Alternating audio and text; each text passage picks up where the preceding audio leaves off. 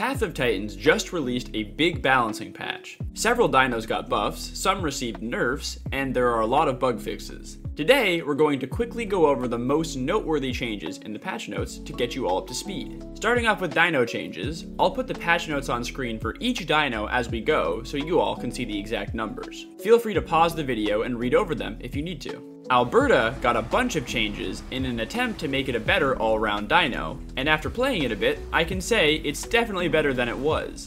I don't think it's the best dino in the game by any means, but it certainly has a better chance at holding its own in fights and staying alive. The changes to its movement speed and turn radius are immediately noticeable, although I still wish Alberta was a little faster. Its new speed value is 925, up from 860, which now makes it faster than Sarco and Stag, but still slower than Suco. I think its speed might work well at 950, which is the same as Suco, or maybe even 1000, which would match dinos like Iggy, Aloe, and Lamb.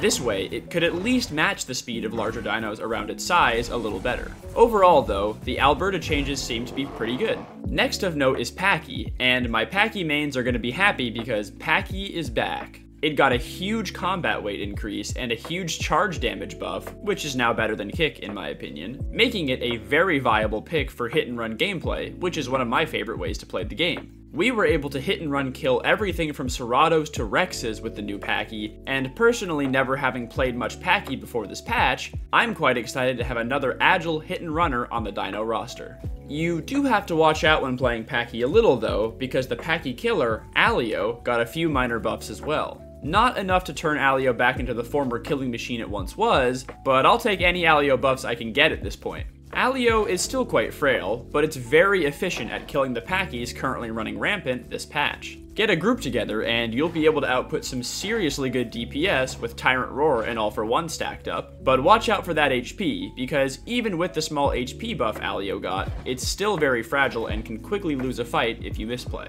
The all-powerful Dasp finally received some nerfs, although not necessarily the nerfs I think it needed. Bone Break, I'm looking at you. Its two special bites took substantial nerfs, with Heavy Bite being practically unrunnable now. It did get a few buffs in a roundabout sort of way though, because they improved the accuracy of its Bone Break and Heavy Bite attacks, so hopefully Bone Break should hit a little more consistently going forward. The last few dino changes that took place are that Amarg got better health regeneration, which is nice, but Amarg, Pycno, and Cerato all had their damage reflection reduced, which is understandable, I guess. The other surprising dino change that slid in under the radar is for Kentro. It kind of got half a TLC. The only mention of Kentrosaurus in the patch notes was that they added a new passive slot to simply have a place to show that Kentro does reflection bleed damage, but a lot more changed with Kentro than just that. Kentro obviously got that new passive slot, but it also got a head slot and a back limb slot as well. They moved Death Rattle to the new back limb slot, so thankfully you can run that now without destroying your kit. Weirdly, they also removed some abilities from Kentro like Traction, Rip Kent's turning even more, and Shove. This should hopefully mean that its TLC is coming somewhat soon, but honestly, who knows at this point. There were a few other noteworthy changes not dino related that dropped this patch as well. A few small drinkable water sources were added to Savannah grasslands, although their placement seems a little redundant to me because they're on the side of Savannah that's closest to HT and Hot Springs, which both contain nearby drinkable sources of water.